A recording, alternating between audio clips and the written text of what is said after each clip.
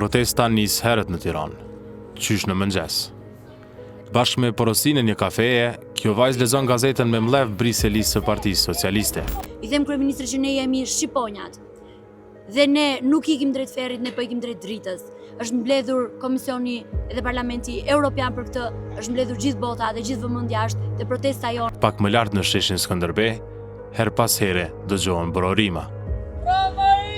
Ka mbi 20 ditë që Tirana po vlon nga qytetarë të revoltuar politikisht. Por çfarë nxorri shqiptarët në rrugë?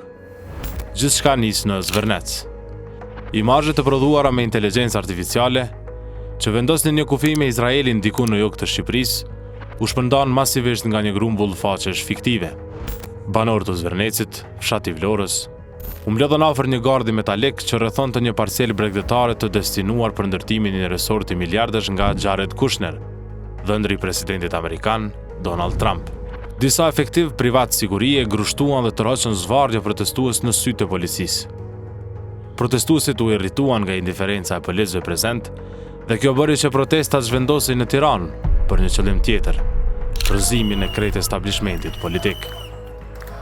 Gjithçka u filmua, u përhap rrjetet sociale dhe kjo ngjalli një ndinjat tjerëzakonshme në shoqërinë shqiptare. E në Zvërnec shteti s'kishte asgjë. Shteti ishte kompleti çarmatosur përpara roje private, si quajnë gjithkush nga ne gangsterëve të oligarkëve. Edhe të nesërmen e kësaj ngjarje nisën protestat në Tiranë. Nisën nga qytetarë vetë organizuar, njerëz të indignuar, cilët nuk mund të pranonin atë që po ndodhte.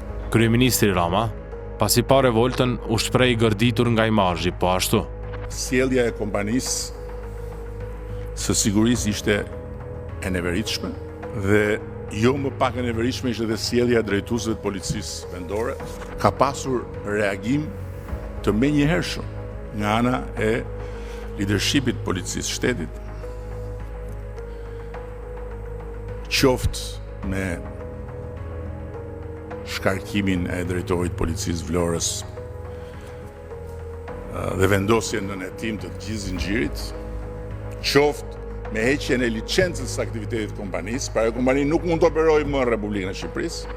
Por menjëherë pas masave ndëshkuese, Rama filloi të merrej me protestuesit.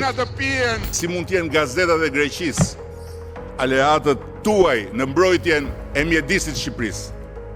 Pyeteni veten, si ndodh kjo?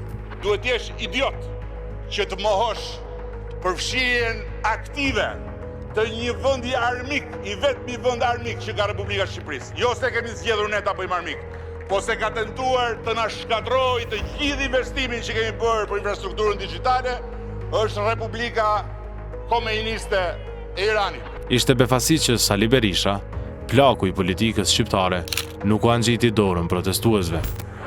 Ata që qajnë elegjinë e Sazanit, ata janë një grup hipokritësh.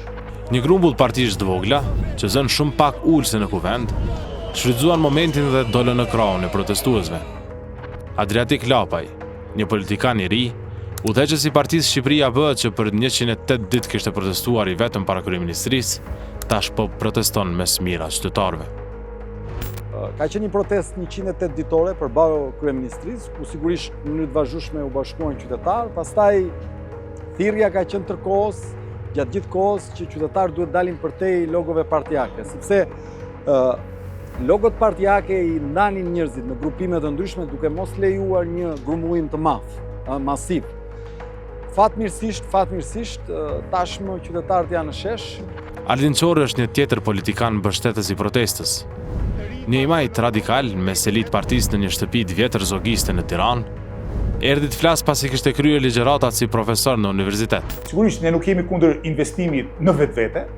Mirë po, investimi duhet bërë mbas të rregullave, duhet bërë duke ruajtur natyrën, trashëgiminë kulturore, sepse ti nuk mund ndërtosh mbi fjala një kazino në Kalan e Krujës. Këto janë zona të trashëgimisë kulturore të popullit shqiptar, madje edhe të njerëzimit, që janë aq të rëndësishme sa që janë pjesë edhe i trashëgimie kulturore përtej Shqipërisë, ashtu si kundër nuk mund të shkatërrosh zonat mbrojtura, siç është ajo Nart, Pishporos, ku ndodhet edhe Zvërneci. Por ka edhe politikanë të partive mëdha që përkrajnë protestën, siç është deputetja e Partisë Demokratike Jorida Tabaku. Unë atje takoj të rinj që më thonë protestoj se duhet ndryshoj Shqipëria, takoj pensionistë që thonë që po protestoj për pensione më të larta, secili shkon atje për një arsye të caktuar. Unë shkoj se protestoj kundër qeverisë dhe unë besoj që nuk ka gjë më të shëndetshme që të ketë një protestë edhe qytetare. Derisa gjithë dita është në frym proteste, ajo fillon e masovizohet rreth orës 18. Organizim klasik nuk ka. Si shumë të panjohura rreth protestës, e tillë është edhe forma e grumbullimit. Pikërisht kjo është edhe bukur e kësaj proteste sepse s'ka organizator me fjalë. Teksa mlidhen një nga një, protestuesit presin thirrjen e Benit, megafonistit të protestës.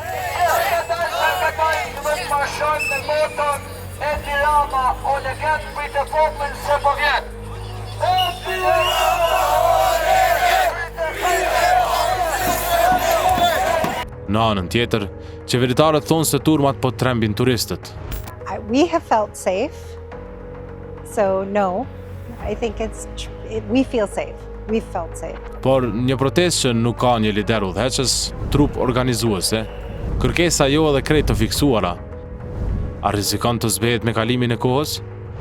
Mendoj që nuk duhet lejuar që të kthehet në një film të parë çdo natë i njëjtë.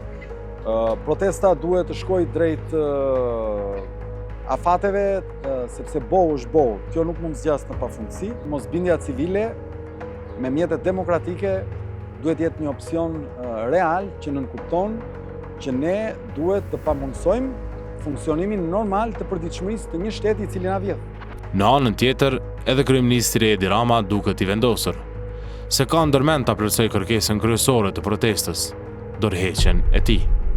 Kam pasur shumë mesazhe, nuk e di se për çfarë arsye, si qysh tek mund ta kem lënë përshtypjen sikur më ka shkuar ndërmend që unë t'jap dorëheqjen. Kërkesa e protestuesve për dorëheqje dhe qëndrimi shpërfillës i Ramës për ta bërë është kundërshtia që po e mban lart tensionin në Tiranë. Apo ndërtohet një Shqipëri e re që ende s'dihet si do duket, apo Rama, që ka 14 vjet në krye të shtetit shqiptar, do ta mbijetoj edhe këtë sfidë më të madhen. E vërteta është se cili do skenar ta shkruaj fundin e kësaj ngjarje, politika shqiptare me shkundin që ka pësuar nga kjo protestë kokëfort nuk do t'jetë më kurrë e njëjta.